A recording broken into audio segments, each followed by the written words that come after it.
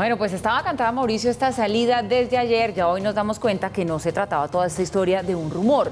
Y sobre este hecho, que no es un tema menor, porque es que estamos hablando de la Embajada de Colombia en Washington, nada más y nada menos, le tengo un pequeño abanico de preguntas, si usted me lo permite. Por favor. La primera de ellas: enhorabuena, se da esta salida de Francisco Santos. Esto va a ser saludable para el gobierno y para la diplomacia colombiana.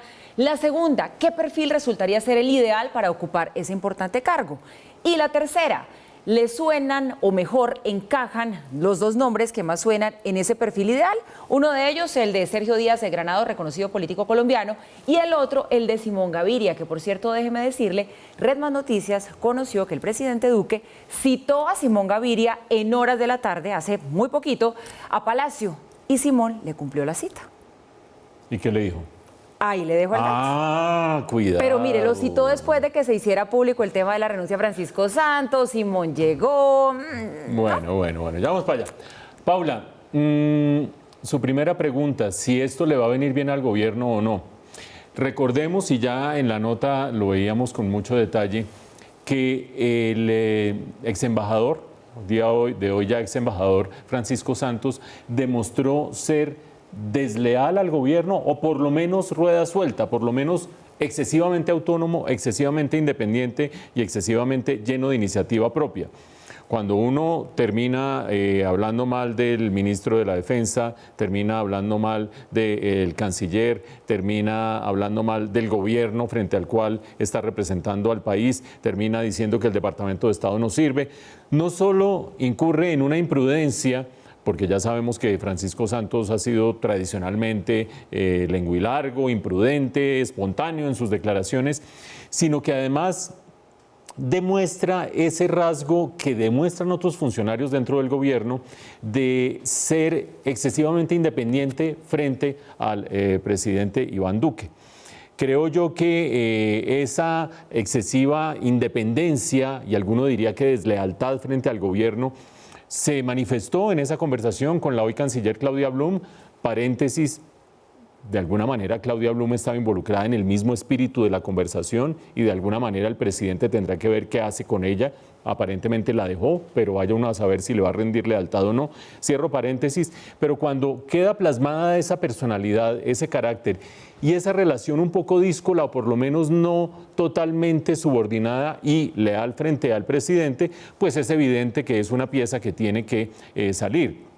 Vaya usted a saber en qué otras dimensiones se habrá manifestado, o si se sabrá algún día, se habrá manifestado ese carácter excesivamente autónomo del embajador en Washington, o esa aparente o hasta cierto punto cierta deslealtad frente al resto del gabinete o frente al gobierno. Ese es un problema con el que carga Iván Duque desde hace rato, lo hemos dicho. Parte de su gabinete, desde que se posesionó, se lo nombraron, no lo nombró él. Principalmente Ministerio de Defensa, principalmente Cancillería, quizás el Ministerio del Interior, los ministerios claves desde el punto de vista de la política, se los nombraron desde el Centro Democrático, no los nombró él. Y en esa medida, esos ministros respondían más o a una agenda propia o a una agenda de alguien más, pero no a la agenda propia del presidente. Los dos nombres o las características que dice Paula: primero, lealtad frente al presidente, que sean nombrados por el presidente, que le respondan al presidente y no a alguien más, ni siquiera a su propio partido de gobierno. Segundo, que tengan aptitudes para la diplomacia y que sean diligentes en ese frente. Y tercero, que le den algún beneficio político. Y creo yo que los dos nombres que hemos mencionado, Simón Gaviria y Sergio Díaz Granados, los mencionamos en la nota, cumplen más o menos, uno más, otro menos, esas características, porque serían nombramientos directos de Iván Duque, que le responderían lealtad a Iván Duque, que en el caso de Simón Gaviria le daría más gobernabilidad, porque acuérdense ustedes que en el paso de la reforma tributaria a última hora, César Gaviria, el director del Partido Liberal, dijo: el Partido Liberal no apoya esta reforma tributaria.